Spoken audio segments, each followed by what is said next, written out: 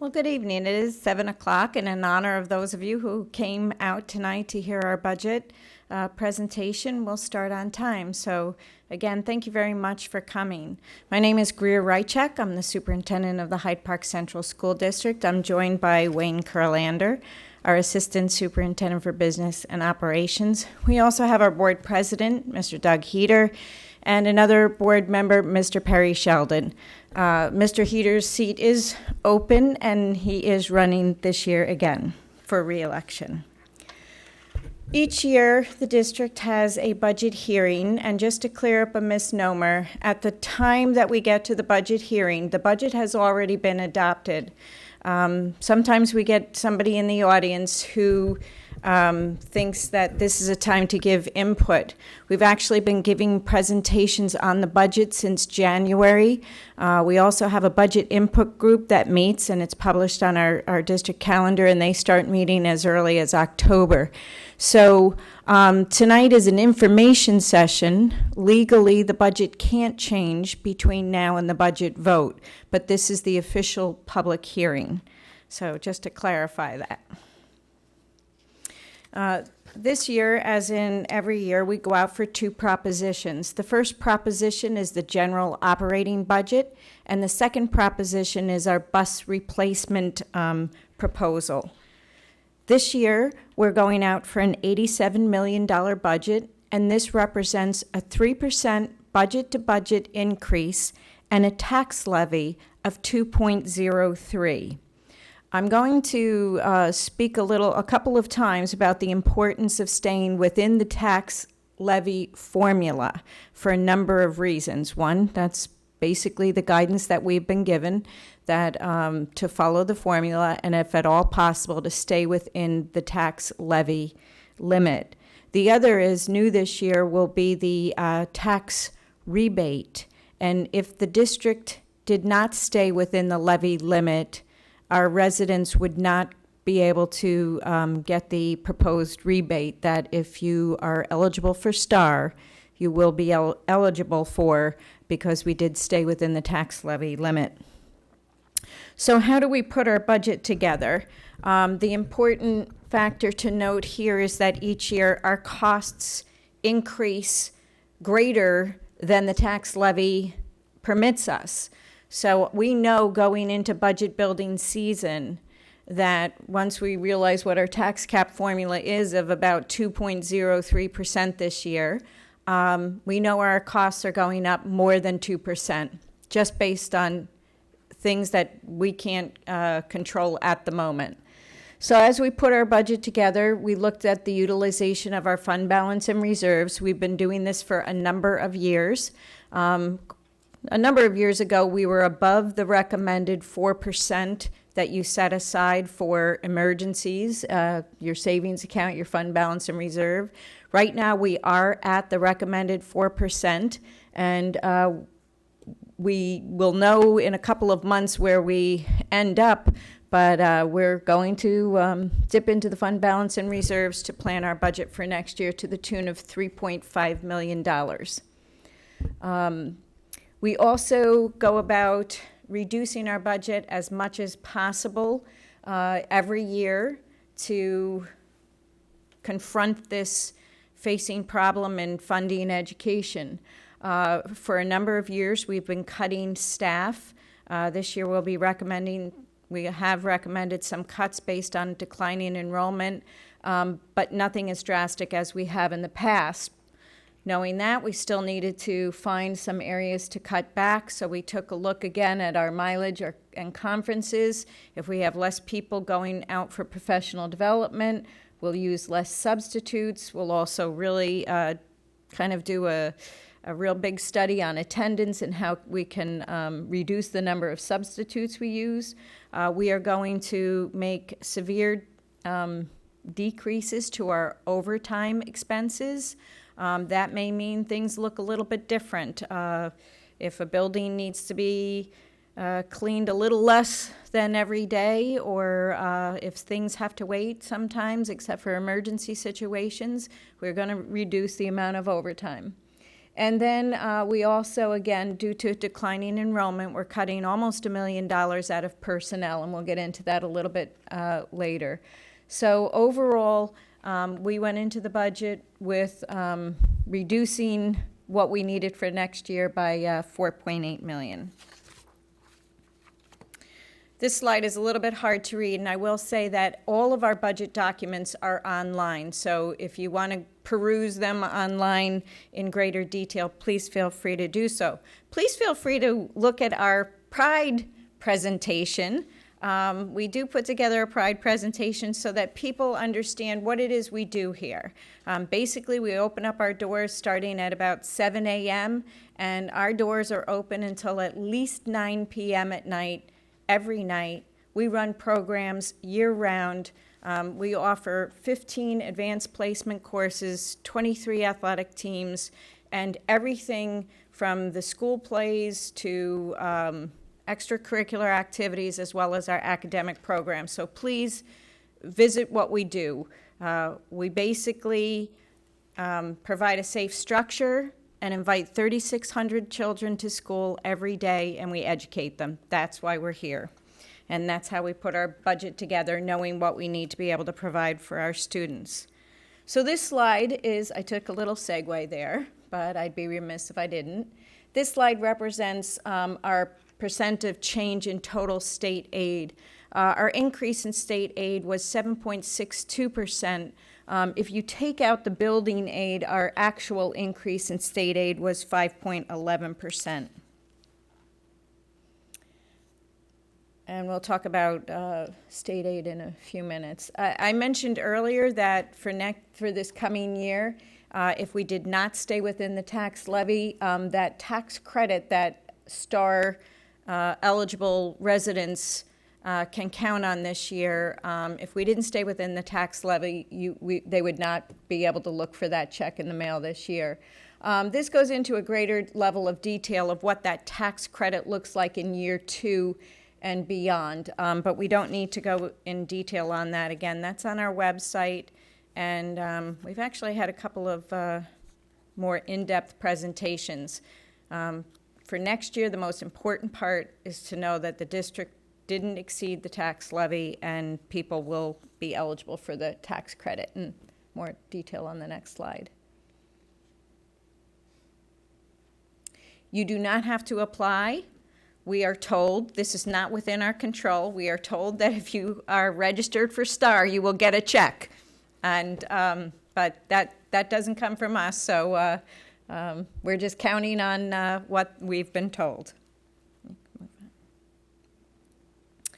There's been a lot of talk about state aid, and while we received 5.11% increase on our state aid as a portion of our budget, I did want to point out that in 2010, the governor proposed a gap elimination program. And so there's a formula for how much state aid every school district is supposed to receive. And in 2010, they said, until further notice, you will not receive that much aid. The cumulative effect on this school district alone is that we have $15 million less in state aid because of this gap elimination adjustment.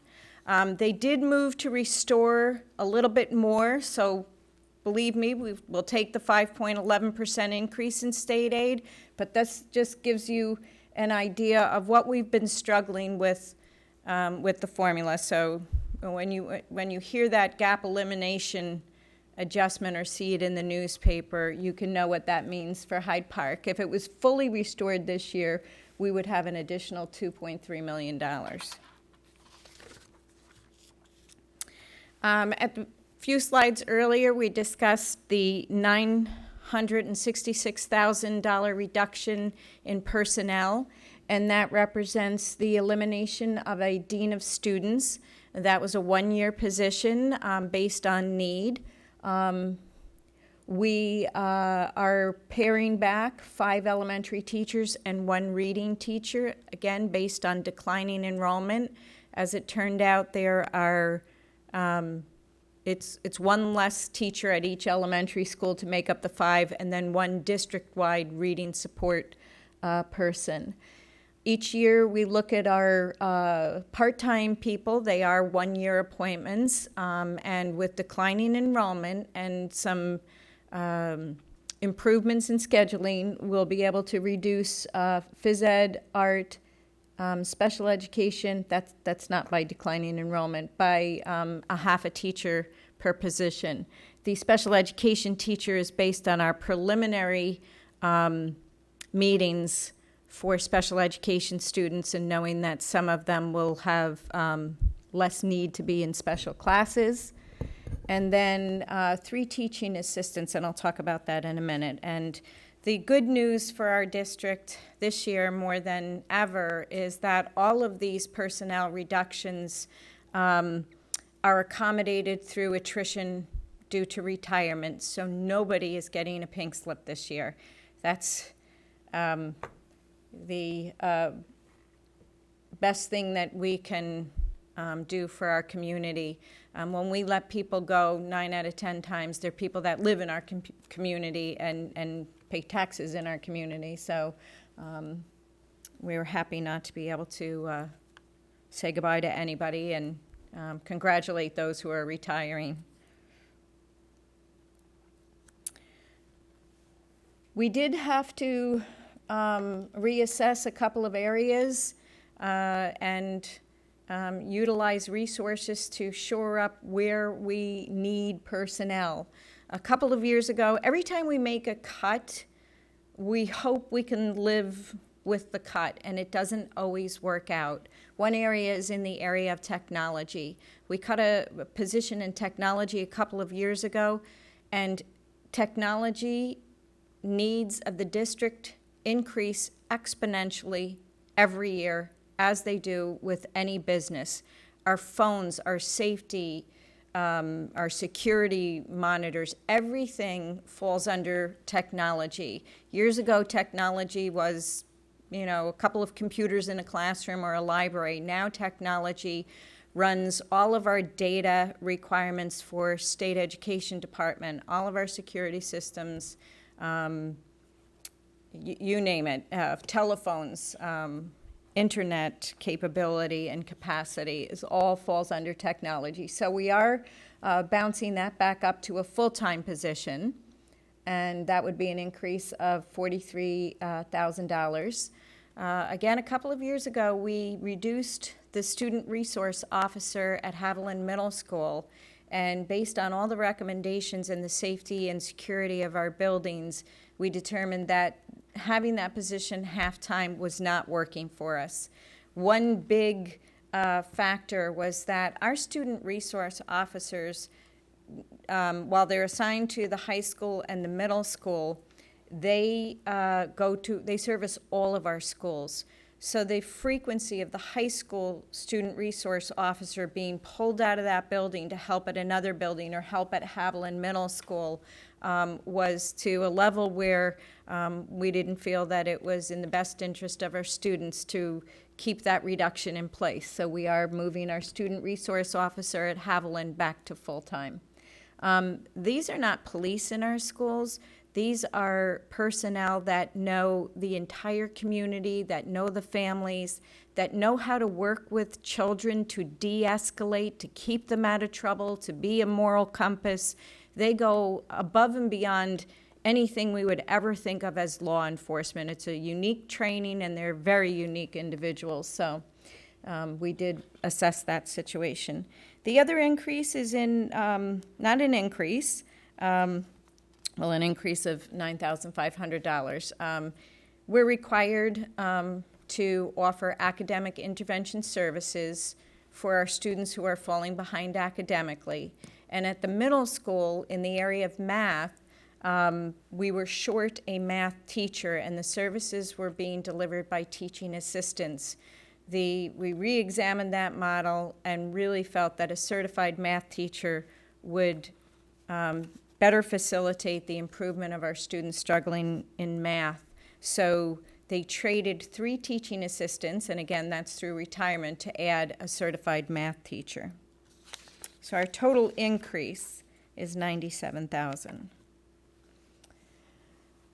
I mentioned at the beginning that we knew going into the budget season that our increases to operate next year exceed 2.03%. Our fixed costs going into the year are our health insurance, pension contributions.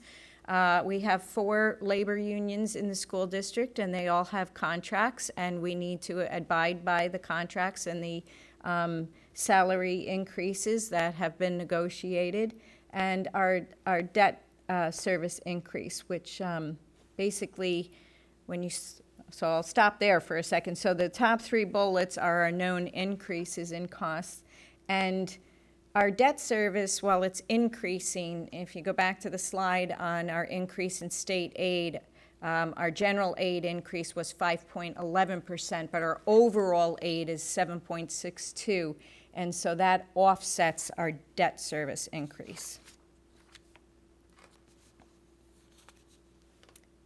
The tax cap, again, the allowable levy or growth factor, the CPI, is what the state uses. For a number of years, they kept calling it a 2% tax cap. It was never 2%. It was always a formula or CPI and consumer price index. And this year, consumer price index is 146. Last year it was 2.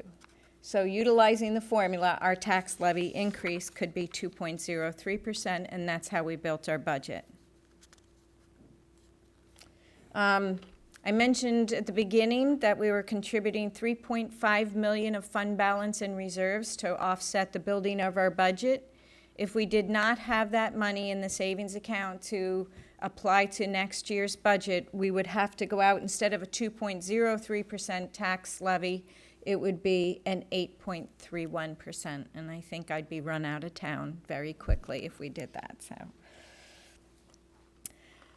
these are the revenues. We mentioned the fund balance and reserves. We also get 29% state aid. Again, not as much as it has been. You'll see a slide on that later on. Our local tax levy is 65%, and other revenues, usually unanticipated, are about 1%. These are just pie graphs to show what's represented in our budget. This first slide represents what was just on the screen before, but a pictorial representation. And this budget is where the money is allocated. The golden rule is to never exceed 10% in your administrative costs, so we always monitor that very closely, and we're at 9.33%. Capital is everything that goes into all of the buildings, keeping the buildings running and safe so that we can bring the children in. That's 12% of our budget, and the remainder of our budget is what we do. We teach, we coach, we advise, we have school plays, we have music, we have art, and that is all considered the program. This is a graph of our increases and decreases. As you can see, we were quite high for a while. A couple of years ago, we were looking at some really severe cuts and cut deeply. And we're down, and now edging up a little bit budget to budget, and we're at 3% this year. And then state aid, this is what I alluded to before. If you look at that top point, I can't see what year that was. Wait, I can see it here. No, I can't. 4-5. We were at 39% state aid. That dipped down all the way to 25% and is inching its way back up, but nowhere near what we used to receive in state aid. The tax levy overview, we don't like to see all that jumping around, so you can see that for the last several years we've tried to maintain a tax levy that's relatively stable. Last year we went out for a 2.73% tax levy. This year we're going out for a 2.03, so less than last year, well within the cap, for the third year in a row. So from the onset of the tax cap requirement, we have gone out at or below the tax levy limit each year. If Proposition 1 is defeated, we can put up a second budget or go straight to contingency. Contingency would mean cutting out about $1.6 million out of the budget. That's wiping out almost everything except bringing the students to school for their academic classes and then sending them home. I'll get to what are the things that can go. So contingency is the difference of 1.92% or $1.6 million needing to be cut out of the budget. Under contingency, there are certain things that have to go. All equipment, student supplies, and then we have to start charging for outside groups, which actually contributes a revenue, but $10,000, but that's not anything compared to cutting $1.6 million. It's not going to offset that. But those are legal requirements under contingency. This is the list of what's not mandated. Everything else we do is mandated. This is the list that we can choose from to come up with $1.6 million. Field trips, co-curricular, you're looking at $20,000 to $30,000. So you're not going to cut field trips and co-curricular and come up with $1.6 million. So then you're looking at other things, elementary music, world language at the middle school, our electives that make our students competitive for college and university. Kindergarten's not mandated, athletics are not mandated, and elementary librarians are not mandated. Those are the only areas we can look to. If you look at our budget history over the past several years, we've been cutting. If you hearken back to an earlier slide, we cut overtime, we cut substitutes. The year before, we just said to everybody who's a budget builder in the district, don't even hand in your budget unless it's 20% less. And everyone handed in a budget that was 20% less. So if you look back at our history, you will see that we've been cutting. We started out by spending a lot more of our fund balance. That's dwindling. But that's just to give you a picture of how much we've been cutting each year. And really, these are the areas that are left. So Proposition 1 is $87 million. If we go to contingency, it's 85 or a 0% increase. And knowing that, well, I don't need to go into that anymore. Proposition 2 summary is our transportation. We have a very comprehensive transportation replacement plan. If anybody is interested in going into greater detail, please come on in. We've done very thorough and in-depth studies, and what we try to do is keep our bus replacement cycle steady so that our students are safe, so that we don't get to the point where all of a sudden one year we need 10 new buses and the following year we don't need any, and then our budget hits peaks and valleys. So we created a bus replacement cycle to keep our kids safe.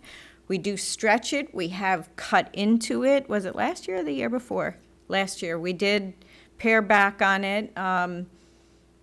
And, we hope with some of the declining enrollment, but the number one priority is the safety of our students on our transportation. So our Proposition 2 is $900,000 with state aid.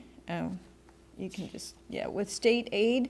We get 55% aid from the state on our transportation. So our transportation proposition is $404,000. So this is the budget hearing. The budget vote is on May 20th. There are 2 board member seats open. We have 1 candidate running. And we have heard that there will be write-ins, and that is the only other, well, that's not the only other option. If there is a write-in, again, they will be counted in the total number of votes for the seats that are open. If there are no write-ins, then the board has a few options available to them, including selecting somebody to fill out for the rest of the year. And we have a greater level of detail on that in our publications and our newsletters. But May 20th is the budget vote and the board member election vote. And hopefully everybody received their newsletters. We did an exit poll survey last year for the first time, and we always struggle with how much do you use technology, how fast do you go paperless, are people ready to go paperless? And the number one source cited for receiving budget information was the newsletter, so we will continue the newsletter. So at this time, I will take any questions, and I'll ask that you come up to the podium and introduce yourself, and that way we capture it for our live audience. Not live, it's recorded and then rebroadcast on Channel 22 and on YouTube. So. Well, nobody else is jumping up, so kind of a general question, not just with this budget. Jim Brand's Town of Clinton. I know we'll see some of you folks Wednesday night. Coming back from myself, more of a business background, and keying in on what you said a couple moments ago, the tax levy could be 2.03. So that's how we built our budget. And I think that's how most districts that are tied in now to that kind of mandate do it. But is there ever a time, or maybe Mr. Kurlander can address this, that you see with the school closed, student enrollment decreasing, and as your chart shows, the cost going up to $23,000 a student from 18, that you see the budget being able to be level, or you come in and say, let's keep it zero? Because in a private business, if you close one of your branches that's not making money, your expenses go down. And I know you have other challenges. But I don't know if you ever see that occurring, and if so, when you might see that happen. It's a very good question. I see you have some claps from Mr. Eglinton. So a couple of comments. The first year of the tax cap, the tax levy limit, we went under. We didn't go all the way to the top. So that's one key factor. The difficulty with that is you wind up having to make it up the next year. It becomes very difficult. Getting to a zero. There would need to be a lot of factors. So closing one elementary school was not enough to bring us anywhere near a zero. But the savings of about $900,000 has certainly helped that year and continues to help. So applying $3.5 million in fund balance and reserves, had we not continued to realize the savings of closing that elementary school, we would have had to have two choices. Use more fund balance and reserves, which becomes very dangerous now the closer we get to whittling down on that. Elimination of programs that we consider part of the comprehensive education. Are we really ready to say your kids come in at 8 o'clock in the morning, they come home at 2:30, and they get nothing, and they're not competitive? We're not ready to say that.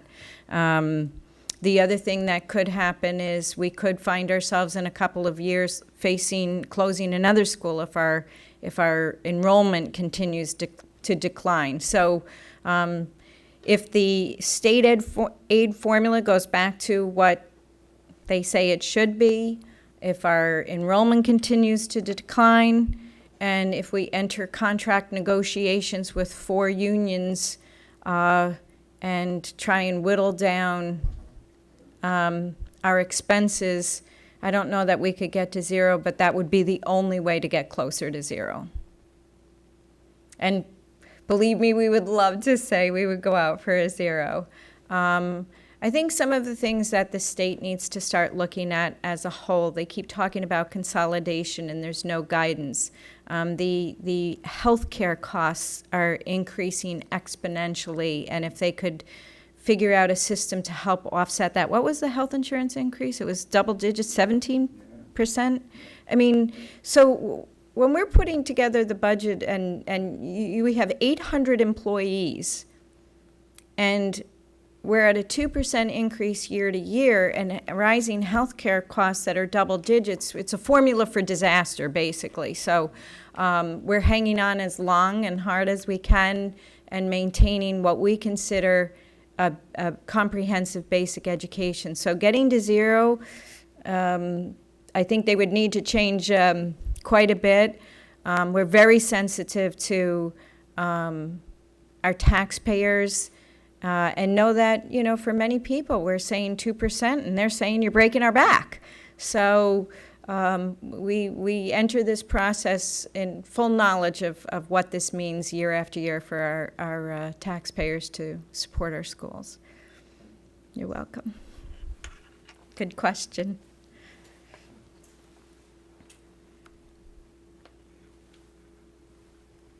Any other questions?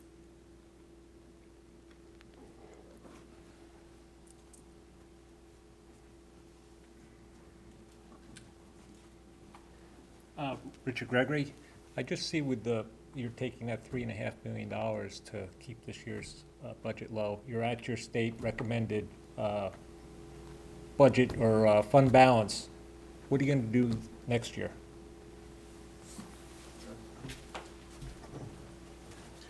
Again, an excellent question. The unique piece of fund balance, like profit loss for a company, is fund balance you can gain each year.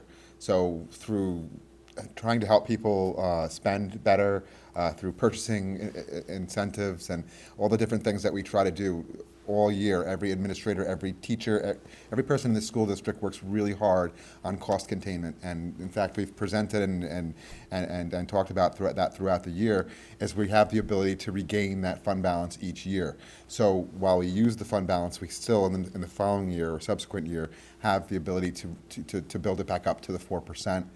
There's some strategic things that you can do with regards to reserves, things that we know that are going up.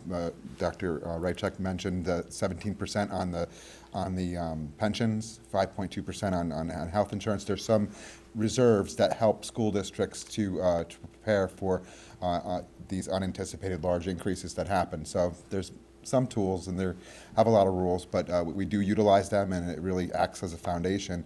And we spend, very wisely each year, and watch what people spend, watch every single purchase that goes through, every purchase in the school district goes over my desk, and it's reviewed by 2 or 3 people, and, it really has helped. So I hope that answers the question. And it's not, it's sustainable to a certain point, but throughout New York State, they're monitoring the districts that are facing insolvency. And this is something that New York State has never seen before. And there are a number of districts that are, we all had to fill out surveys because of your question, how long can you maintain before becoming insolvent? And they actually had 2 categories of insolvency. They have the fiscally insolvency, and then they actually have programmatic insolvency, because the debate becomes, how far do you watch one school district go off the cliff before you say, this is not what we consider education? So we all had to fill out surveys, and there are several school districts in New York State, especially in the western part of New York State, that are on the border, or a year away from being insolvent. And then it becomes a big equity question, because should it be by virtue of where my children go to school that now they don't have any access to higher level courses to make them competitive? So that's why I think the funding of education is such a hot ticket right now, because we are planning to monitor how long school districts in New York State can sustain themselves before they're insolvent. That's pretty scary. And the other side, too, is just to make sure you capture every single revenue you possibly can. Every dollar, penny that's available for reimbursement. You do a good job on that. You'll see the chart that the revenue numbers can go back up. Yeah, and Wayne's done a really good job at going after some things. We get high impact aid We are in the top 5% in New York State of nonprofit occupied land in our district that is not paying taxes, and we're in the top 5%. And through some really great monitoring work, Wayne has been able to maximize the high-impact aid we get for something like that. And there's just a number of other things over the years, recouping special education costs, refunds, that if we don't monitor it, we don't get. And so he really does a good job of making sure that he goes after every dime that we can get from the state. But very good question as well. I don't mean to be all bleak, but we live this and we look at this each year. And when you start to say that if we didn't have that 3.5 million, the tax levy would be 8%, or we'd need to cut another $1.6 million, those are very scary things to think about for our children. Come on.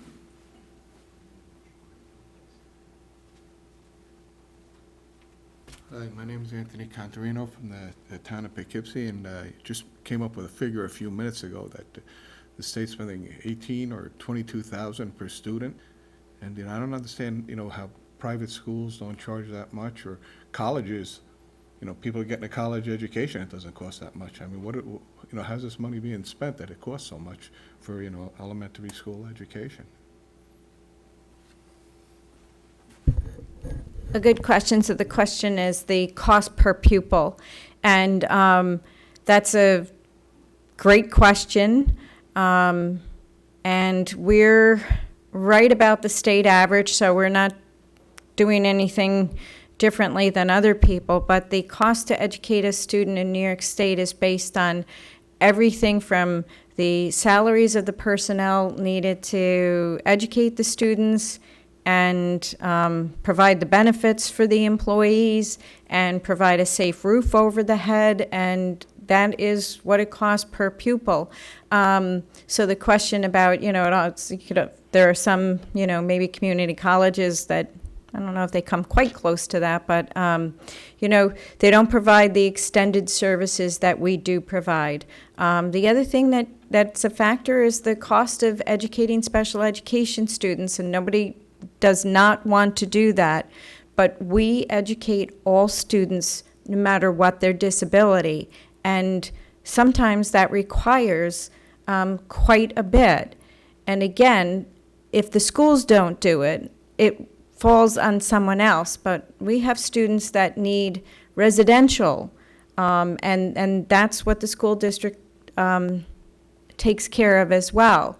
So if we have children that need a residential placement, if they need a couple of employees to help them get through their day, that's what happens. I think I don't like to talk about it in terms of money, because nobody would really want to deny these children what they need.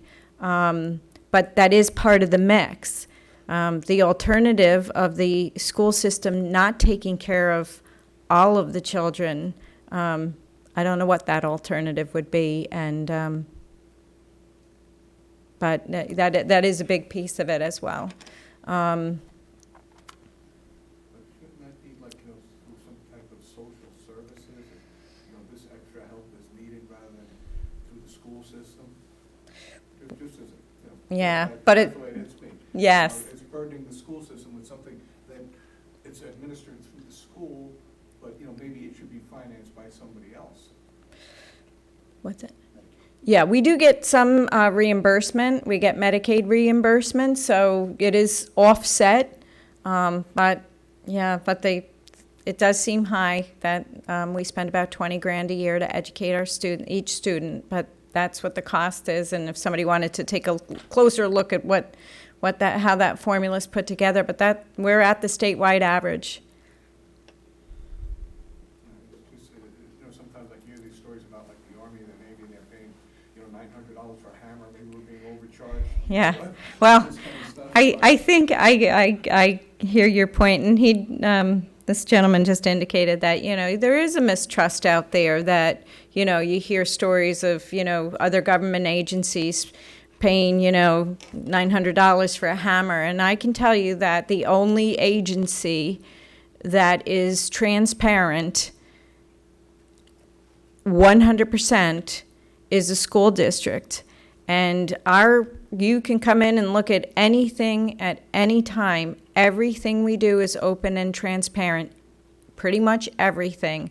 So that's one big difference. I mean, I don't know why anybody wouldn't have trust, and if they didn't, they can come in and look, because we are audited right, left, forwards, backwards, you name it. There was one school district about 10 years ago that engaged in some criminal behavior, and as if we didn't have audits before. They call it the Roslyn case, and a really interesting case to look at. And school districts typically aren't abusers of governmental funding, but one was, and we had so many auditing requirements prior to that, and they tripled it afterwards. That would be a cost saving right there. Stop it. Just stop auditing us.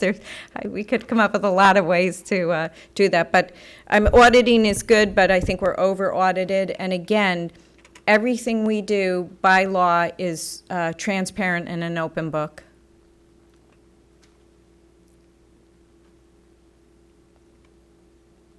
Okay, well, I really appreciate everybody coming tonight, and I do want to say that I appreciate someone from the town of Poughkeepsie, the town supervisor from the town of Clinton. No. You will see him Wednesday. Oh, okay, my apologies. But we are going out to the town of Clinton on Wednesday, my apologies. And we're expecting a big crowd, and we hope to dispel some rumors and clear up a little bit of how the 5 towns that create the Hyde Park Central School District carry their cost of financing education. So that's Wednesday at 6:30. I have just one more. Sure. At a time, when they started funding schools years ago, when everybody lived on a little farm, and that was like a business tax essentially. Now people's homes don't actually generate income. Maybe it's about time there's a different type of approach taken towards funding the schools.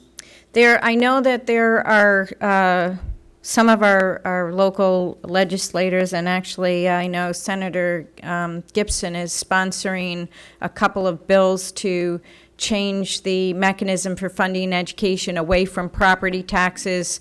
I've only glimpsed his proposed bills, but I know that there are some people out there working on that. I think there are a number of people that would support a change in how education is financed. How long it will take to make a change, I don't know, but I think there's quite a bit of interest in that. Because I'm speaking from personal experience, from relatives, and as I'm getting older too, you bought a house for this much and you're making this much, and now it's been increasing in value, but it's not, gathering income. Income, yes. This is what's killing people, and they just can't afford it. I've had dear friends move away once they start hitting 65 because they just can't afford the area. Yeah, we hear that, and again, when we put together our budget, we know that's our reality for many of our residents. So unfortunately, I can't change the funding system right now, but I think there's a lot of support to look at doing something differently.